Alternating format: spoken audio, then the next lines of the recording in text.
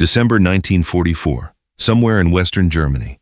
A bare room that still smells like coal smoke and wet wool. One lamp hangs low over a wooden table, throwing yellow light and long shadows.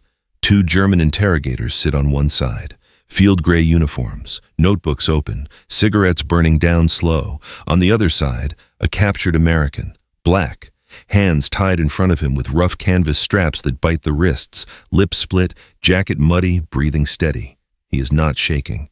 The first interrogator leans in. His voice is flat, patient, practiced. Name, unit, mission. He speaks in German on purpose, slow, clipped syllables, the way adults test small children. The prisoner looks up. For a second, nobody moves. Then the black soldier answers, in German, clear, clean. No stutter, no guesswork, no scared accent. He does not blink when he says his name and serial number. He does not ask for English. The cigarette in the interrogator's hand hangs in the air and burns. This was supposed to be easy. Negro prisoners, they had been told, break fast, talk fast, prove what everyone in that uniform already believes about them. But now the room is quiet, except for the scrape of coal heat in the pipes, and the part none of them trained for has already started.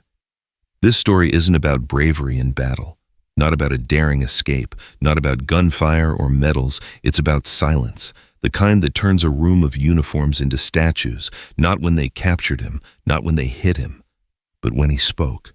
Because the man they called uneducated, primitive, inferior, spoke their language, their words, their grammar, and in that instant, every theory of racial superiority collapsed on itself. This story isn't about a war between nations. It's about what happened inside one small room when the Reich's idea of intelligence met the eyes of a man they thought could not even think. That's when the silence began. For the German army, interrogation was routine. The questions were always the same: name, rank, serial number. Then they would move to details: locations, supply routes, radio codes, officers' habits. Most prisoners cracked within an hour. That was the plan. They believed in precision, in systems that never failed. They also believed deeply in hierarchy: race, class, blood. To them, intellect followed the same order as the ranks on their sleeves, and black soldiers stood at the bottom. From the first months of the war, Nazi propaganda painted them as animals in uniform, unfit for complex thought, unfit for command, unfit even for mercy. When the Wehrmacht captured black Americans on French or Italian soil, they rarely saw them as POWs. They saw them as something outside the Geneva Convention. Subhuman, unprotected, tools, not men. That prejudice became policy. By 1944, entire compounds existed just to separate them: the Neger Lager, Negro camps. In Stalag IX-B, near Bad Orb, the black Americans were fenced off from the rest, denied Red Cross parcels, denied soap, denied blankets. Their guards called them half-men. They were expected to break quickly. So when a transport of prisoners arrived from France in the winter of 1944, a mix of white infantrymen and a handful of black truck drivers and engineers, the German officers already knew who would be easy. The manuals said so. The assumptions said so. History said so. They were wrong. Because the men they pulled from that truck weren't infantry.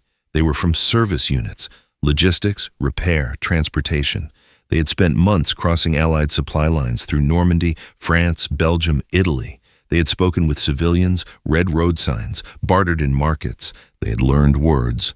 In America, those men had been treated as laborers: segregated mess halls, segregated barracks, white officers commanded, black soldiers loaded, hauled, cooked. They were told they weren't fit for combat. But on European soil, the lines blurred. Orders came in French, supplies came from Italians, enemy voices on captured radios came in German. And to survive, some of those unfit men began to understand. A few became fluent without teachers, learning by ear, by need. They picked up accents the way others picked up shrapnel, not for glory, but for survival. To the Wehrmacht, that was unthinkable. The idea that a black American could hold entire conversations in German or correct their pronunciation violated more than military order. It violated the ideology that had built their world.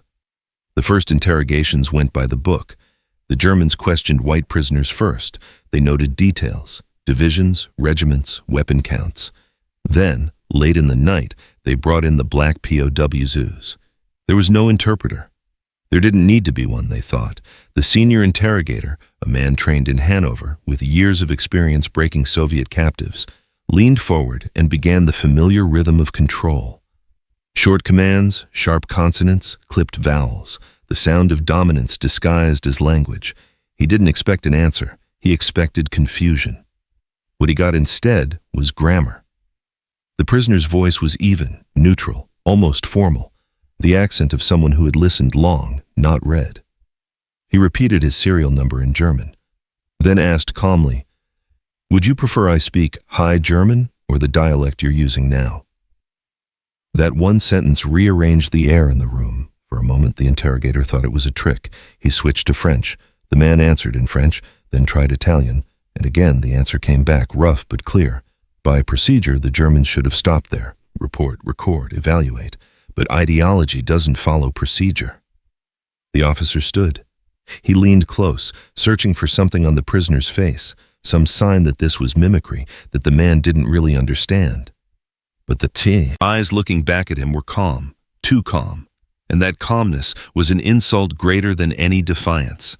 Because the entire system of Nazi racial hierarchy, every chart, every speech, every poster screaming Untermensch, depended on one rule: the superior must never feel small. And in that small, smoky room, with a single American prisoner tied to a chair, the master race had already begun to feel it. The interrogator tried to recover. He asked routine questions about unit strength, equipment, officers' names. The prisoner answered nothing beyond regulation: name, rank, serial. His German stayed perfect. It wasn't rebellion, it was discipline.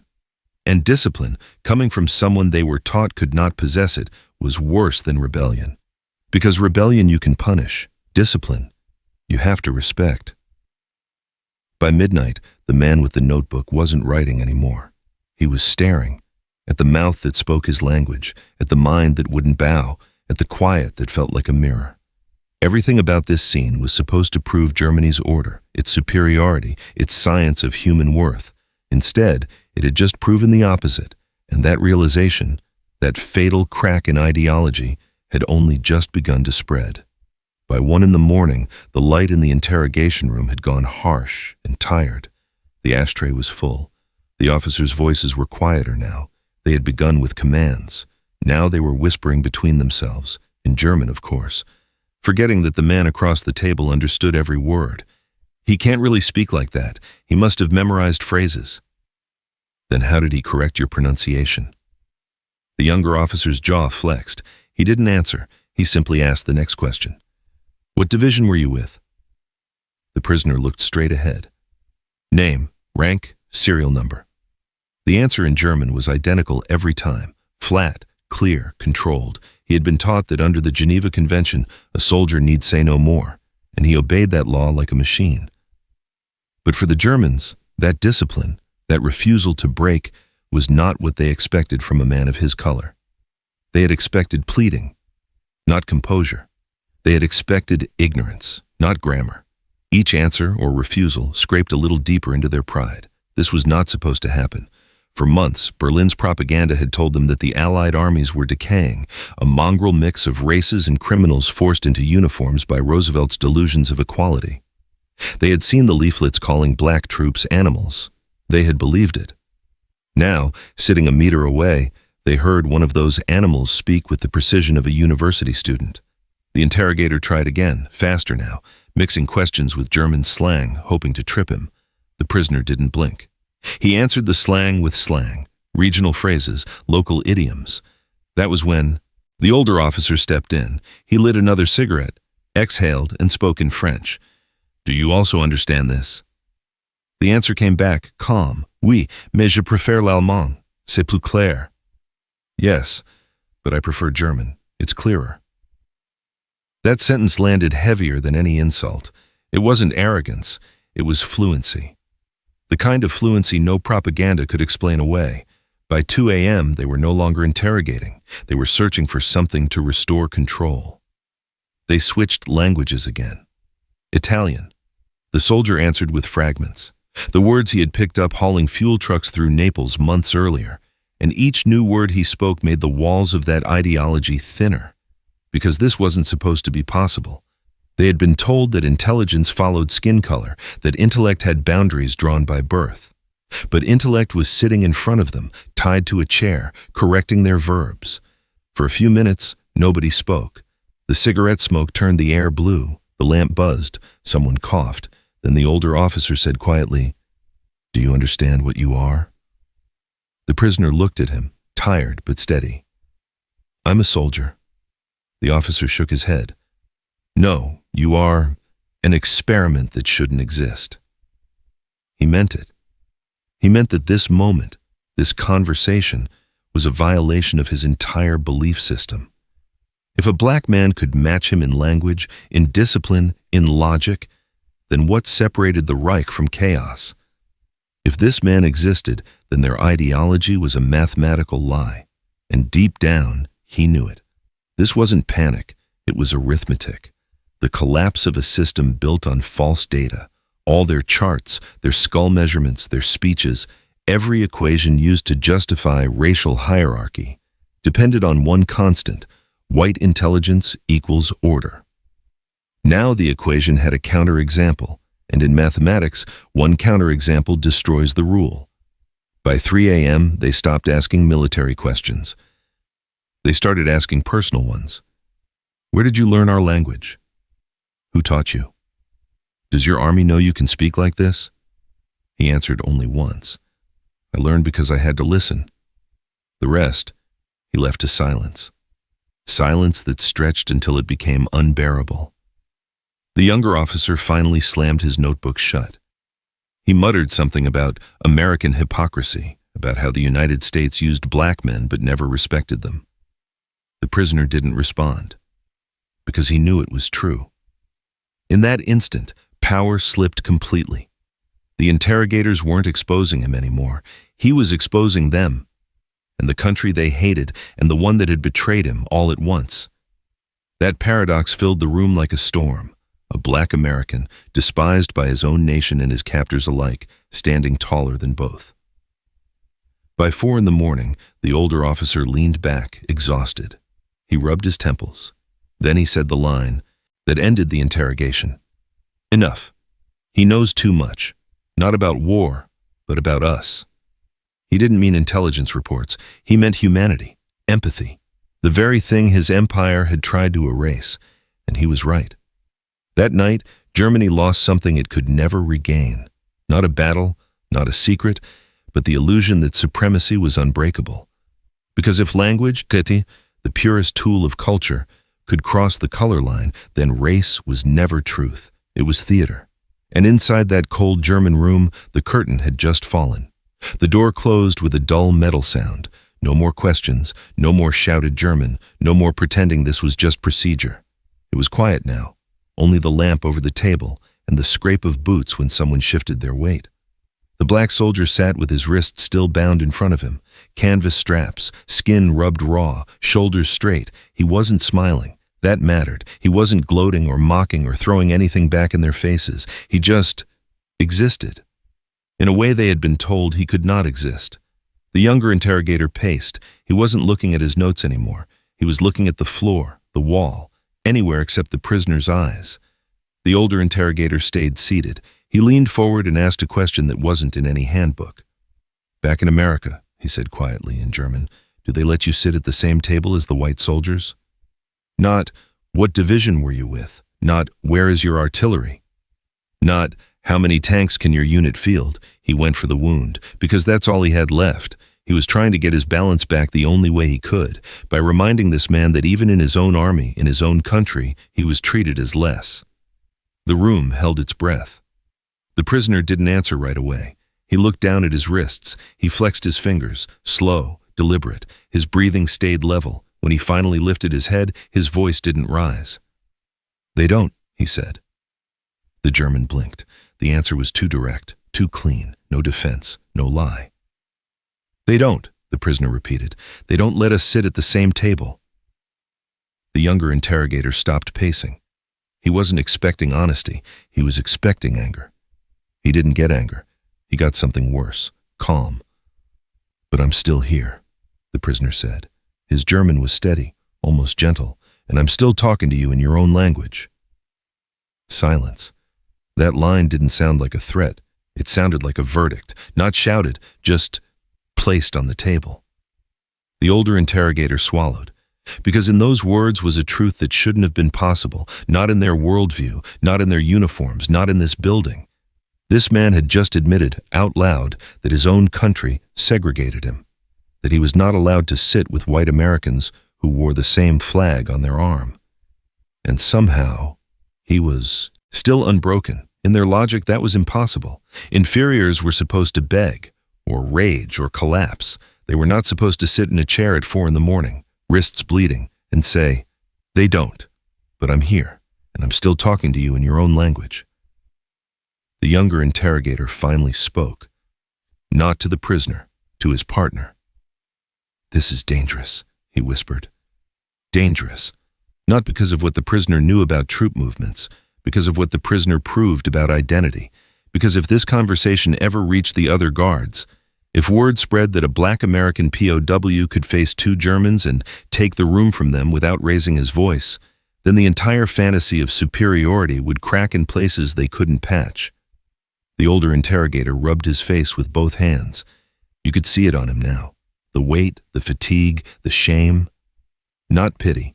Pity would have been easier. This was different. This was recognition. He looked back at the prisoner.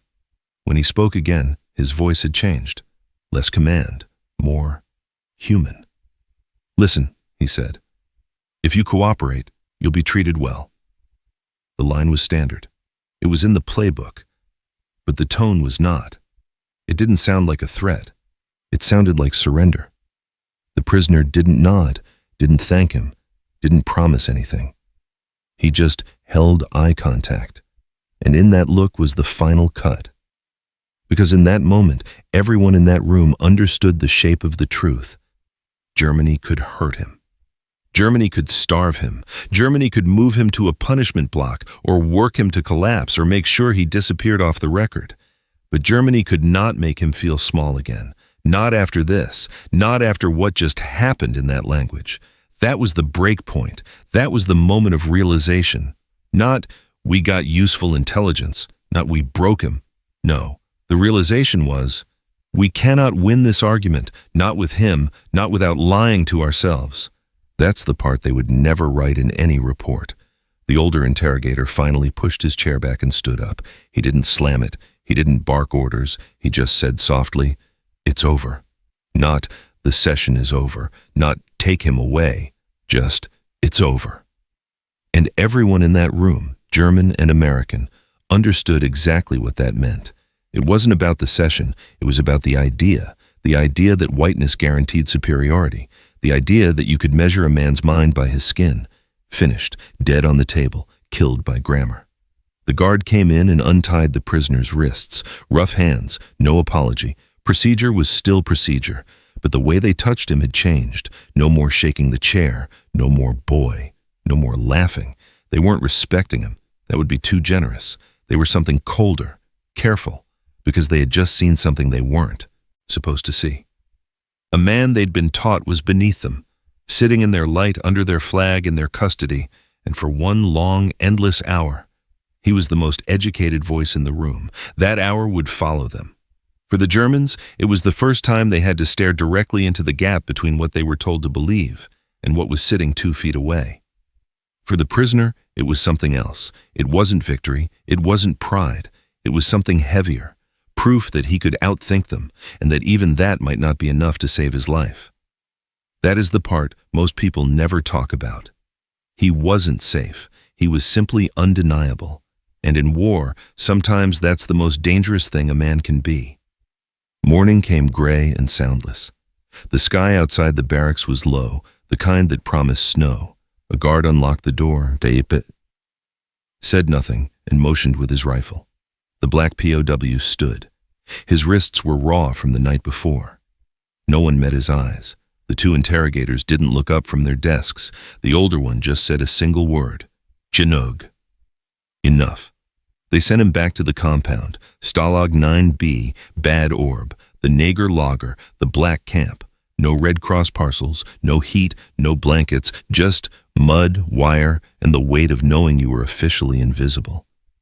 The others in the hut saw the welts on his wrists. They asked nothing. In those camps, asking was dangerous. But that night, when the guards were gone, he told them what had happened, how the Germans had expected him to beg, how he had spoken German back, how the room went silent. For a few minutes, the other men forgot the hunger. They forgot the smell of frost and unwashed bodies. They smiled, not at revenge, but at proof. Proof that somewhere in the world, even for an hour, the lie had cracked. He didn't tell it like a victory. He told it like a confession, because he knew what would come next. 3 days later, the rations were cut again. They called it reallocation. Some said it was punishment, a quiet message from the interrogators. You embarrassed us. Now your people pay in calories. He didn't argue. He just divided his bread into thinner slices, gave half to the younger prisoner beside him, a kid from Alabama who couldn't stop shaking in his sleep. That's how survival worked there. Piece by piece. Discipline, not pity. Order, not hope. Sometimes the guards tried small talk. One of them, a conscript from Austria, barely 20, whispered in bad English, "You speak German good?" The POW nodded once. "Better than you speak English." The guard laughed under his breath, quick, nervous, then walked away. He never used the word boy again. Word spread quietly through the camp. Not just among the black prisoners, but among the white ones too. They had heard rumors. A Negro out-talked the Germans. At first, nobody believed it. Then the guards started avoiding the huts when they walked by. And belief grew like fire under wet wood. In a place built to erase dignity, one conversation had created it again, and that terrified the system more than any escape plan. By February 1945, the camp was breaking down. The war was moving closer. Food shipments stopped. Orders stopped. The guards were starving too. In those final weeks, the man who had once sat in that interrogation room became a kind of quiet leader. He organized the roll calls. He made sure the wounded got the last of the bread. He never spoke of that night again. He didn't need to. The others already carried it for him. When the Americans arrived months later, thin, shocked, eyes sunken, they didn't find heroes. They found survivors. Some of the black POWs were listed as laborers instead of soldiers. Their names barely made it into the reports. Even freedom had a color. After repatriation, he went home. Home, where buses still had signs, where bars still said whites only, where nobody asked what it felt like to outsmart a Nazi in his own language. He found work as a mechanic in Chicago. Never mentioned the war unless someone asked. If they did, he'd just say, "I learned to listen," and that was all. But sometimes, in quiet hours, he'd hear it again, that German voice across the table, that moment when hate had nothing left to stand on but silence. He understood something that night that most nations never did. Intelligence isn't skin. It's endurance. And endurance costs more than glory. The cost wasn't medals. It was memory. The kind that doesn't fade because it isn't history. It's arithmetic. One room, 2 officers, 1 man who refused to be small. That equation never balanced again. And for the rest of his life, whenever he heard a foreign word, a phrase on the radio, a scrap of conversation on the street, he'd listen, translate it in his head, and remember the sound of that lamp buzzing above the table. The sound of the moment when language defeated supremacy. That was the price. He had survived, but he would always carry the echo of that night, the knowledge that truth could win a single battle, but not the peace that followed. They called it discipline. They called it intelligence. They called it order. But sitting in that room, under a single yellow bulb, it had been something else entirely. It was truth. Quiet, sharp, undeniable. The truth that the color of a man's skin could not measure the size of his mind. The truth that supremacy collapses the moment it has to listen. The Germans never wrote about that interrogation. No report, no file, no transcript. Because how do you document the day your ideology failed to speak? And America never celebrated it either. Because how do you praise a soldier for proving your own racism wrong? So the story vanished, buried under official silence. But the math of it remained. One room, 3 languages, 2 men trained to believe in hierarchy, 1 man who proved there was none. He wasn't fighting for a flag that night, not for vengeance, not for freedom either. At least not the version printed on posters. He was fighting for the right to exist in full sentences. And he won, not with bullets, with grammar, with calm, with patience carved from centuries of endurance. History remembers battles and explosions. It rarely remembers conversations. But sometimes it should. Because that night in Germany, an empire built on race faced something it couldn't shoot, logic in a black man's voice. They could lock him up, starve him, erase his name from their records, but they could never unhear what he said. And somewhere deep inside that old concrete camp, in the silence after his final sentence, the myth of superiority died quietly, without a funeral, without a sound, but dead all the same.